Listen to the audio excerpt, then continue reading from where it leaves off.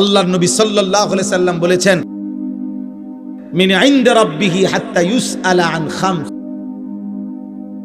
কিয়ামতের দিন কোন মানুষের পা কদম এক সুতা আগে বাড়বে না, এক কদম সামনে যেতে পারবে না। যাকে যেখানে ফেরেশতারা দাঁড় করাবে ওইখান থেকে এক কদম সামনে যেতে পারবে না যতক্ষণ না আল্লাহর নিকট 5টি প্রশ্নের উত্তর না দিবে।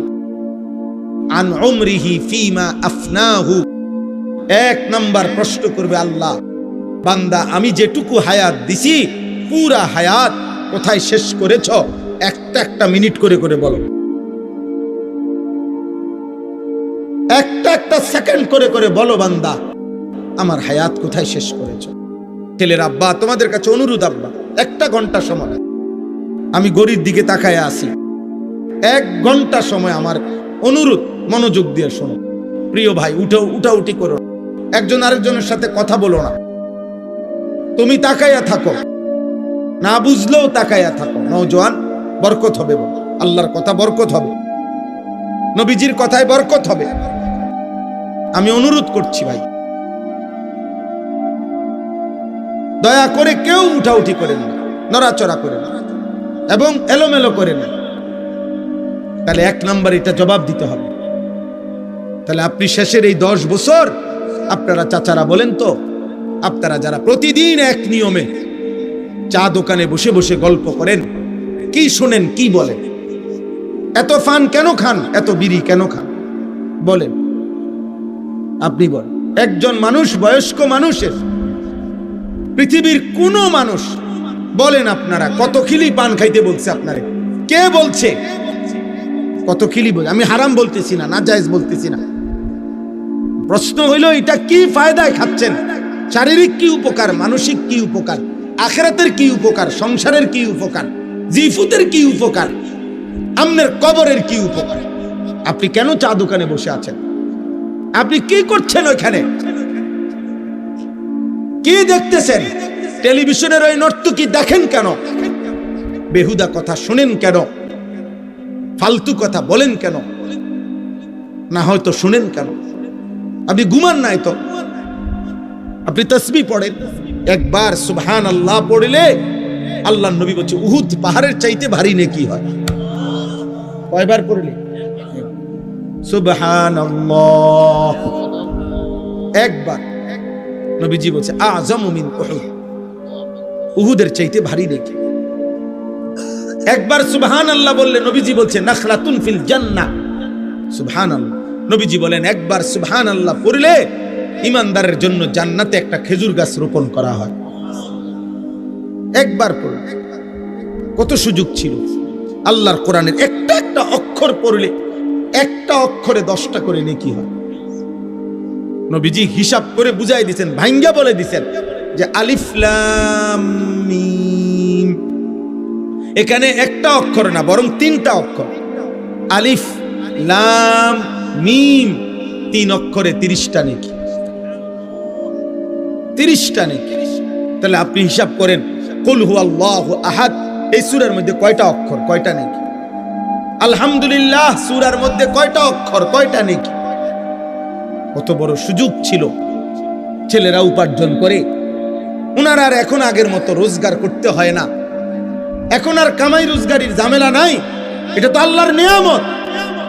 এই সময়টা তো পুরোপুরি তাসবিতে, তেলাওয়াতে, মসজিদে, আল্লাহর ঘরে, আল্লাহর প্রিয় বান্দাদের কাছে, আলেম ওলামার কাছে জীবনটা শেষ করা, কাটার উচিত না? না দুধ দিয়ে জায়গা সাধন, গুইরাই সাধকান, গুইরাই বেহুদা কথাবার্তা, পান খায়, বিড়ি খায়, বুট খায়, মুড়ি খায়, বেহুদা। আহা, বয়স্ক মানুষ। আল্লাহর নবী সাল্লাল্লাহু আলাইহি সাল্লাম বলেন আযারাল্লাহু ইলা ইমরিইন আখারা উমরাহু হাত্তা বালাগা 60। মুসলিম শরীফের হাদিস। নবীজি বলেন আল্লাহ যাকে হায়াত লম্বা দিয়ে 60 বছর পর্যন্ত পৌঁছিয়েছেন, যাকে আল্লাহ 60 বছর হায়াত দিয়েছেন, খোদার কসম নবী বলছে যদি সে 60 বছর হায়াত পেয়েও আখিরাতের নেকি বাড়াইতে পারে নাই, জাহান্নাম থেকে বাঁচার ব্যবস্থা করতে পারে নাই, খোদার কসম নবী বলছে ওই নাফরমান বুড়া মিয়ারে হাসরের ময়দানে দাঁড় করাইয়া 1 সেকেন্ড কথা বলার কোনো সুযোগ দেওয়া হবে না, বরং দাঁড় করিয়ে ফিরানো শুরু হবে। আমি বলে গেলাম, আমনের বিশ্বাস না হইলে আমনে পরে জিগাইয়া আমারে আবার খবর দিয়েন, পরে আমি আইয়া শুনি। আমি নবীনগরে অহরহ আসি।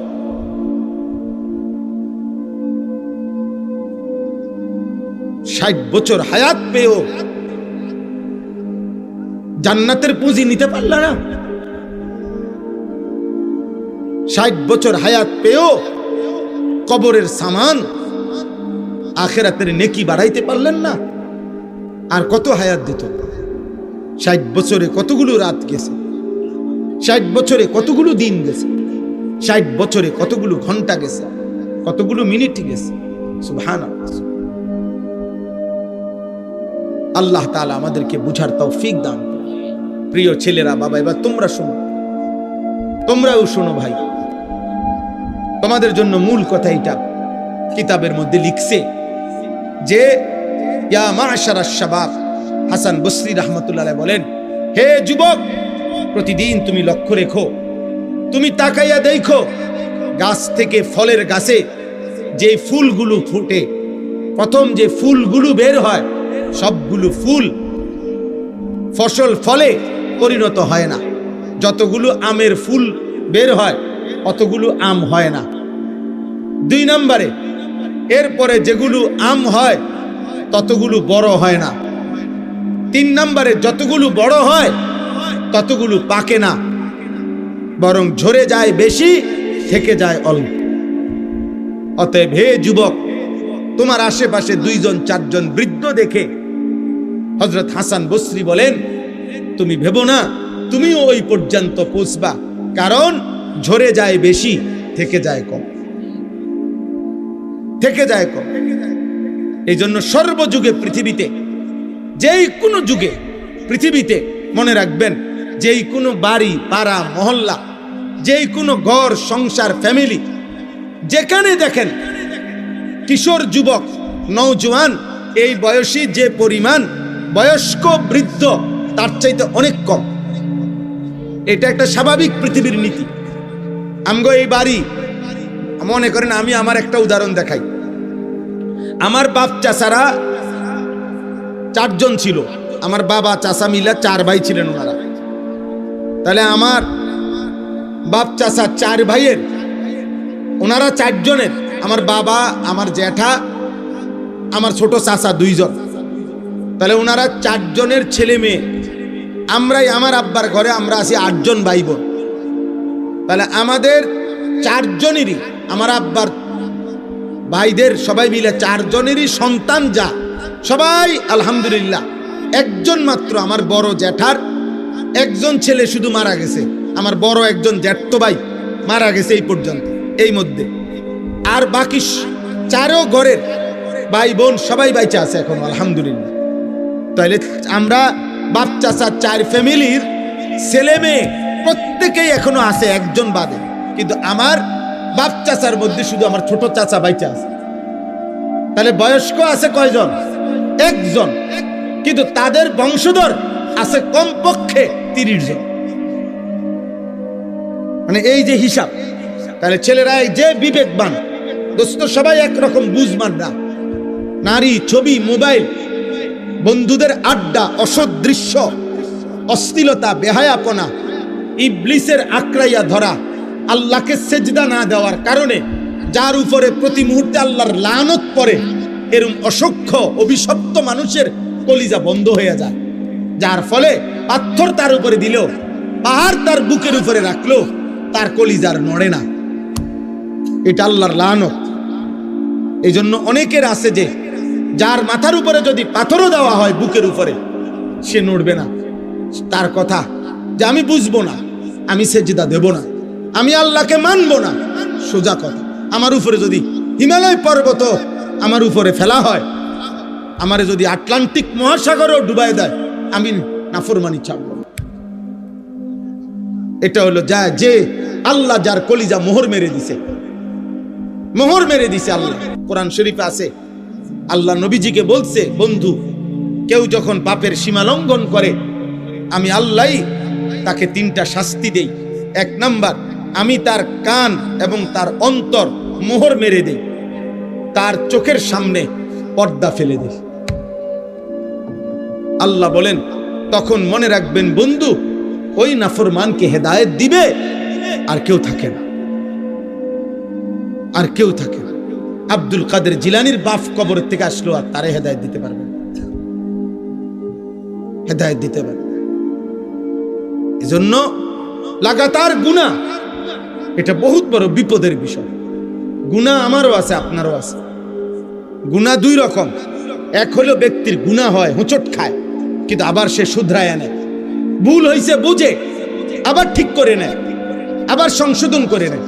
আরেকটা হলো লাগাতার গুনাহ, মিথ্যা বলে প্রতিদিন, ওজনে কম দেয় প্রতিদিন, সুদ খায় প্রতিদিন, কিস্তি নেয় নিয়মিত, ওজনে কম দেয় প্রতিদিন, ফজরের নামাজ পড়ে না একদিনও, গালি দেয় প্রতিদিন, খোদার 365 দিন একরকম পাপ।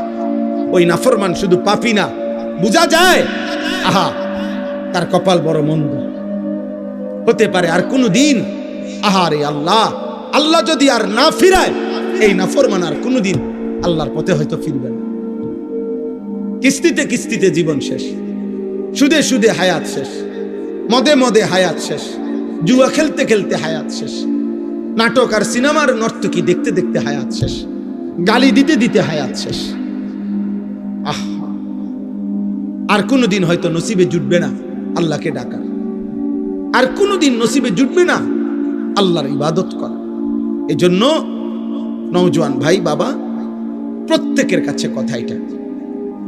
গরম আমি জানি, আপনাদের কষ্ট হচ্ছে, আমি দেরি করছি না, কিন্তু এই কথাটুকু ধৈর্য ধরে শুনেন, এই কথাটুকু বুঝেন।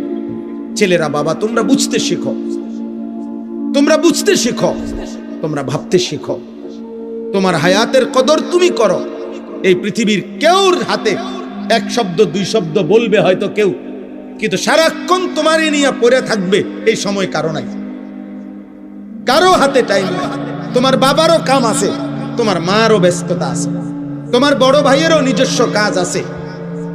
এই সংসারে প্রত্যেকেরই আলাদা আলাদা ব্যস্ততা আছে। অতএব আমি যদি আমাকে নিয়ে না ভাবি, আমার ঈমান, আমার আমল, আমার আখিরাত, আমার কবর, আমার মিজান, আমার ফুলসিরাত, আমার হাসর আমি যদি না ভাবি, কে ভাববে? কে ভাববে বলেন? এজন্য আমরা প্রত্যেকেই, সময়ের বাস্তবতা হলো এখন আমরা বেশি অতিরিক্ত, সময়টা এখন এমন যে প্রত্যেকেই আলাদা আলাদা। ছেলে জানে না তার ডানে বামে আর কেউ তাকে যে ডাকবে, বাধা দিবে, এমন কেউ নাই, এমন কেউ নাই। মেয়ে তাকে টেনে ধরবে, কেউ নাই। মেয়ে মেয়ের মতো, ছেলে ছেলের মতো, মা মার মতো, বাবা বাবার মতো। যার কারণে আমরা প্রত্যেকে একসাথে পরিবার হয়েও ভিন্ন ভিন্ন। এই কারণে তোমাদের এই হালাত। আজ থেকে 30 বছর আগে, 20 বছর আগে এমন চিত্র বাংলাদেশে ছিল না। এত বেশি সংখ্যক একটি মহল্লায় বেনামাজি আগে এত ছিল না। এত বেশি সংখ্যক আল্লাহর নাফরমান আগে এত ছিল না। একটি গ্রামে একজন মানুষ যদি থাকতো অসৎ, কোন নারী বেহায়া, কোন পুরুষ লম্পট, তো পুরা গ্রাম তাকে ধইরা দেখা গেছে 10 গ্রামের মানুষের সামনে বিচার কইরা প্রকাশ্যে, এরপর অনেকের মাথার চুল কাটটাও গ্রাম ছাড়া করে দিছে, তুই যে বাইরে। আজ আজ মহল্লাকে মহল্লা আমরা প্রত্যেকটা পুরুষ বাবা জেনে শুনে, অভিভাবক ছেলেটার হাতে একটা একটা মোবাইল তুলে দিছে। সবাই জানে দিবা নিশি আমার সন্তান অশ্লীল ছবি দেখে, উলঙ্গ ছবি দেখে, রাতভর নর্তকীর ছবি দেখে। আহা, নারী ছবি, অশ্লীল দৃশ্য দেখতে দেখতে এক একটা ছেলে, এক একটা মানুষের আখলাক, চরিত্র, যৌন চাহিদা হয়ে গেছে কুত্তার মতো, কুত্তার মতো, কুত্তার শুয়োরের মতো পাগল হয়ে গেছে। যার কারণে গোটা দেশ অনিরাপদ। 8 বছরের কন্যা ধর্ষিতা, 4 বছরের কন্যা ধর্ষিতা, বছরের মেয়ে, তার দেহ টুকরা টুকরা, দেহ টুকরা টুকরা। তোমাদের কাছে আমি একটা ছেলের কাছে বলি, আব্বা আমি রাজনীতির মানুষ না, কিন্তু আমার একটা কথা, আমার এই বাংলাদেশে 92% মুসলমানের বাংলাদেশে, যেই বাংলাদেশে 3 লক্ষের চাইতে বেশি মসজিদ আছে, প্রতিদিন 5 ওয়াক্ত নামাজের আজান হয়, চারিদিকে এত দাড়ি টুপিওয়ালা মানুষ, এত মসজিদ, এত মাদ্রাসা, 30 লক্ষের মতো তালেবে ইলম যেই বাংলাদেশে মাদ্রাসায় পড়ালেখা করে, সেই পবিত্র ভূমিতে 8 বছরের বাচ্চা মেয়ে যদি ধর্ষিতা হয়, 8 বছরের মেয়ে যদি তার শরীর কল্লা যদি আলাদা করে ফেলে, কাইটা টুকরা করে ফেলে, আগামীর সমাজ বাঁচবে কিভাবে? এই সমাজে তো তোমাদের বোনও আছে, তোমাদের কন্যাও তো আছে, বলো না ভাই? তোমাদের বোনরাও তো এই সমাজেই বড় হবে, তোমাদের কন্যারাও তো এই সমাজে বড় হবে। ওদের নিরাপত্তা কোথায়? ওদের নিরাপত্তা কোথায়? তোমরা কি শুরু করছো কও? দিন নাই রাত নাই, এই এক মোবাইল নিয়ে তোমরা কি শুরু করছো বাবা? বলো, এত নারী, এত ছবি, এত মোবাইল দেখে তোমরা কি করবা? ছেলেদেরকে বলতেছি, তোমরা বলো ভাই, তোমার বোন আছে না? বলো না, তোমরা যারা এখানে ছেলে, তোমাদের ছোট বোন নাই? কথা বলে না? যারা এখানে বিবাহিত, আপনাদের ছোট কন্যা নাই? তো ও আগামী দিনে কেমনে নিরাপদে বেড়ে উঠবে? এই চরিত্রহীনদের সমাজে ও বেড়ে উঠবে কিভাবে? আপনি চুল দেখলে বুঝেন না ও কি করছে? আপনি চেহারা দেখলে বুঝেন না ও কি করে? 1 ওয়াক্ত নামাজের সেজদা যার কপালে নাই, তো এই গাদ্দার যে একটা ওয়াক্ত নামাজ পড়ে না, এই নিকৃষ্ট নাফরমান তো আল্লাহকেই কিছু মনে করে না, ওই আমনেরই কি মনে করবে?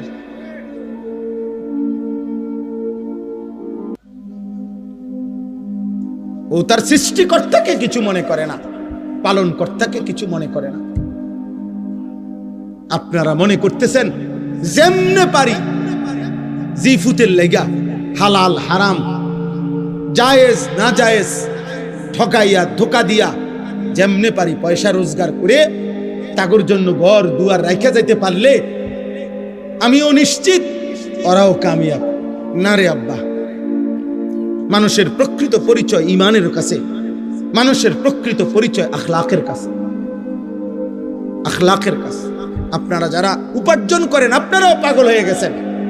আপনাদের টাকা দরকার শুধু, যার কারণে এটা সুদের হোক, এটা কিস্তির হোক, যেমনে হোক আমার টাকা লাগবে, আমার ফুদ বিদেশ পাঠাবো, আমি বাইক বিল্ডিং করবো, আমি ঘরে ফার্নিচার কিনবো, আমি ঘরে টেলিভিশন কিনতে হবে, আমার টাকা দরকার। অতএব কিস্তি হোক, সুদ হোক, লোন হোক, যেমনে পারো টাকা লাগবে। সুদের টাকা দিয়া, কিস্তির টাকা দিয়ে যে সংসার গড়লেন, এই সংসার মানুষ হবে? কথা বলেন না কেন? বলে প্রতিবাদ করে। হারামখোরের সন্তান মানুষ হবে কেমনে? সুদখোরের সন্তান মানুষ হবে কেমনে? কিস্তিখোরের সন্তান মানুষ হবে কেমনে? উপার্জনকারী হইতে পারে, মানুষ হবে কিভাবে? আমার কথা শক্ত মনে হইতে পারে, কিন্তু আপনি ইনসাফ করেন, আপনার বিবেক বলে আপনার কবরের জন্য আপনি নিয়ে যাচ্ছেন কি? আমরা যারা মরতে যাব, কবরে যাব, আপনার 4টা ছেলে একটাও নামাজ পড়ে না, আপনি কি নিয়ে যাচ্ছেন কবরে? আপনার ছেলের বউ পর্দা করে না, আপনি কি নিয়ে কবরে যাচ্ছেন? আপনার ঘরে প্রতিদিন রঙিন টেলিভিশন চলে, আপনি কি নিয়ে কবরে যাচ্ছেন? আপনি সুদের টাকায়, কিস্তির টাকায়, লোনের টাকায়, বিভিন্ন রকমের এনজিও তাদের কাছ থেকে টাকা নিয়ে আপনি আপনার ফ্যামিলি চালাইতেছেন। তো এই হারামের টাকা দিয়ে আপনি সংসার বড় করবেন কেমন? বলেন না আব্বা? উত্তম আখলাক তৈরি হবে কিভাবে? প্রত্যেকটা ছেলের হাতে একটা একটা মোবাইল তুলে দিলে, মেয়ের হাতে একটা একটা বড় মোবাইল তুলে দিলে ও আখলাক শিখবে কার কাছে? ও আখলাক শিখবে কার কাছে? এই জন্য কারো যদি বিবেক থাকে, আমরা বলে গেলাম, মনে রাখবেন ফেরিওয়ালা বলে যায়, কেউ মাল না কিনলেও ফেরিওয়ালা চিল্লানি বন্ধ করে না। ফেরিওয়ালা প্রত্যেক গলিতে গলিতেই তার মালের ঘোষণা দেয়, বলতেই থাকে। হতে পারে 3 ঘন্টায়ও একজন কাস্টমার মিলে নাই, তারপরও ফেরিওয়ালা বলা বন্ধ করে নাই। আমরা ফেরিওয়ালা, আমরা বলে যাচ্ছি, আমরা আপনাদেরকে বলে যাচ্ছি, আপনারা দয়া করে ছেলেরা, বাবা তোমরা আল্লাহর দিকে ফেরো, তোমাদের এই চুল চেহারা ঠিক করো, তোমরা নারীর আকর্ষণ কমাও, মোবাইলের আসক্তি কমাও। বাবা এই সমাজ অনিরাপদ।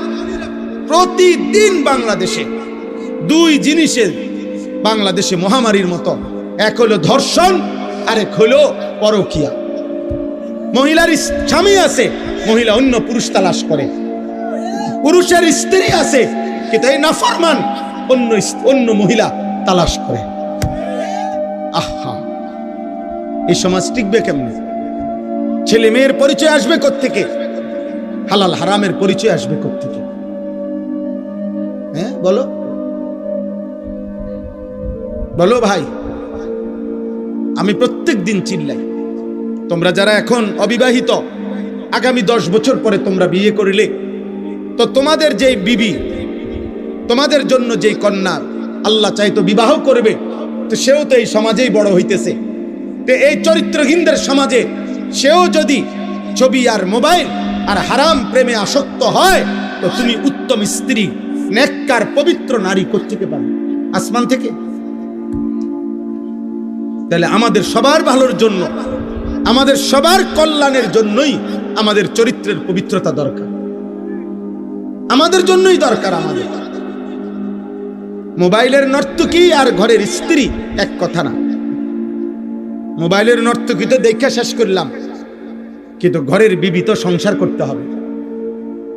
মোবাইলের নর্তকী যত খারাপ হোক চাইয়া শেষ করলাম, কিন্তু ঘরের স্ত্রী যদি 2 নম্বর হয়, তখন না বুঝবা জাহান্নামের আগুন কাকে বলে,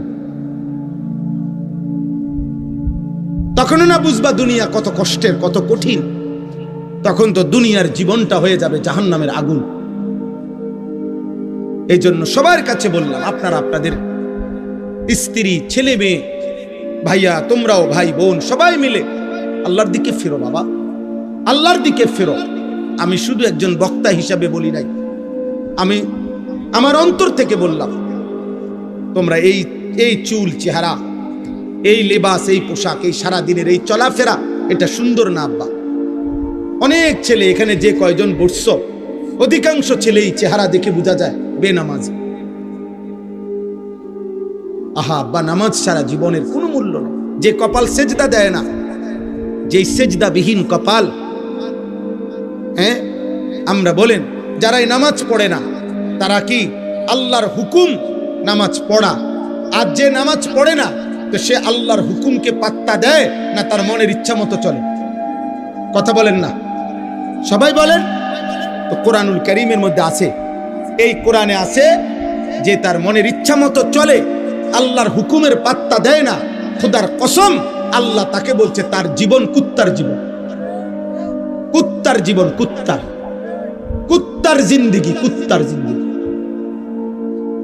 ওই জিন্দিগি সেজদা নাই যে কপালে, ওর জীবনে কুত্তার জীবন। কোরআন শরীফের আয়াত।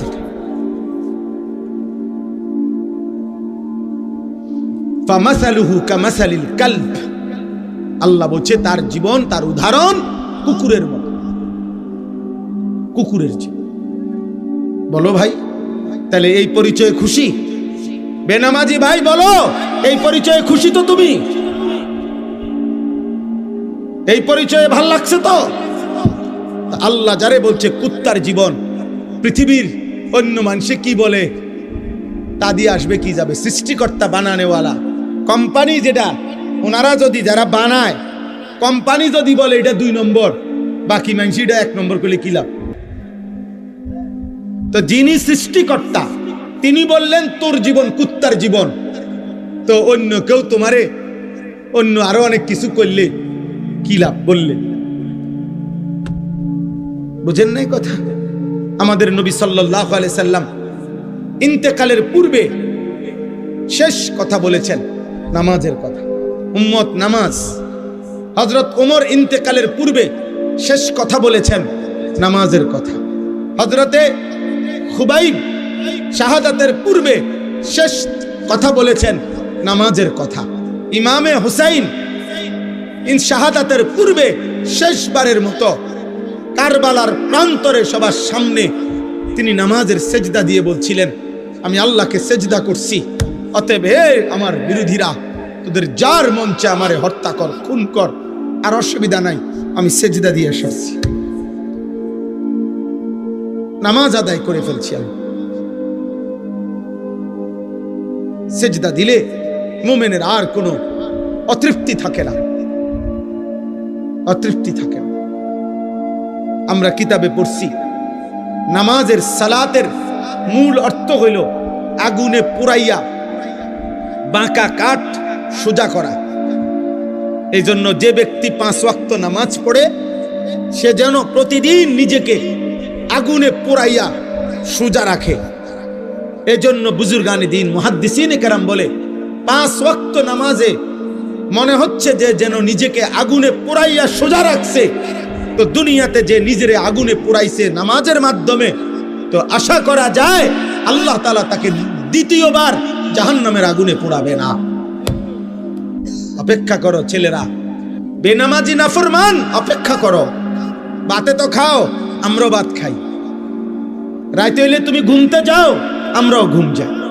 আমাদেরও বিবি আছে, আমাদেরও 4টা সন্তান আছে, আমাদেরও বিল্ডিং আছে, আমাদেরও সোফা আছে, আমাদেরও ফ্রিজ আছে, আমাদেরও এসি আছে, আমাদেরও গাড়ি আছে।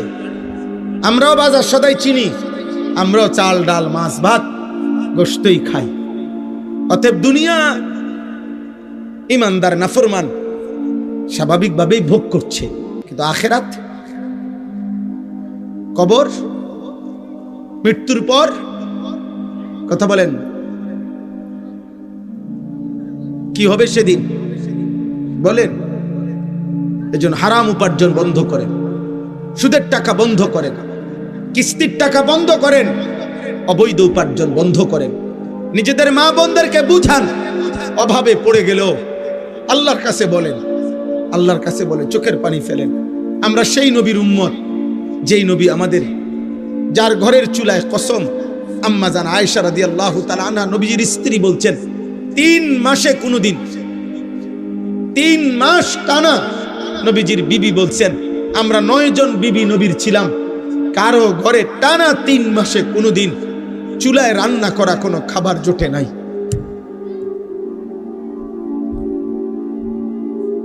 চুলায় রান্না করা কোনো খাবার জোটে নাই 3 মাস কোনদিন।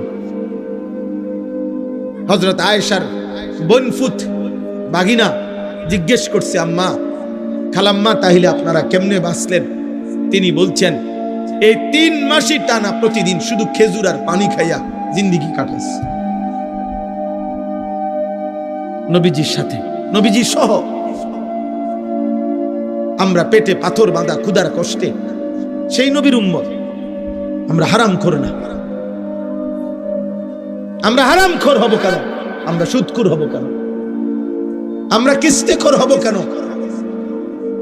আমরা নাফরমান হব কেন? আমাদের নবী তো ক্ষুধার্তের উদাহরণ দেখায় গেছেন যে উম্মত প্রয়োজনে পেটে পাথর বাঁধবা, কিন্তু আল্লাহকে ছাড়বা না, আল্লাহকে ছাড়বা না। হযরত ওমর রাদিয়াল্লাহু তাআলা আনহু ওনাকে ছুরি দিয়ে ঘাই দিছিল ফজরের ওয়াক্তে। 10.5 বছর তিনি মুসলমানদের খলিফা ছিলেন। ছুরি দিয়ে ওনার নারী বুড়ি বের করে দিছিল। এই নারী বুড়ি দিয়া মুখ দিয়া খাবার ওষুধ দিলে এদিক দিয়া বাইর হইয়া যাইত। আল্লাহর কসম কিতাবে আছে, এই অবস্থায় চাপ দিয়া নারী বুড়ি ধইরা রাখাও 3 দিন তিনি বাইচা ছিলেন। এরপরেও ওই 3 দিন তিনি এই অবস্থাতেও 5 ওয়াক্ত নামাজ তিনি আদায় করেছেন। হযরত ওমর রাদিয়াল্লাহু তাআলা আনহু বলতেন, যার নামাজ নাই ইসলামের মধ্যে তার কোনো অংশ নাই। লা হাজ্জা ফিল ইসলাম লিমান লা সালাতা লাহু। যার কপালে সেজদা নাই ইসলামে তার দোস্ত ফাইজলামি না করে উঠে গেলে ভালো। এই ছেলে, এই বেয়াদব, উঠে গেলে ভালো বেটা। আব্বা উঠো, অনেকক্ষণ হয়ে গেছে, এতক্ষণ দুষ্টামি ছাড়া থাকে কেমনে? যাও আব্বা, চলে যাও। আরো অনেকেই উঠছে, তুমি উঠে যাও। হ্যাঁ, এই সমাজের সবচেয়ে বড় মুসিবত, বন্ধু নামের অসৎ দুষ্ট অসংখ্য ছেলেকে ভালো থাকতে দেয় না। কোন মানুষের জীবনের সবচেয়ে বড় অভিশাপ অসৎ সঙ্গী।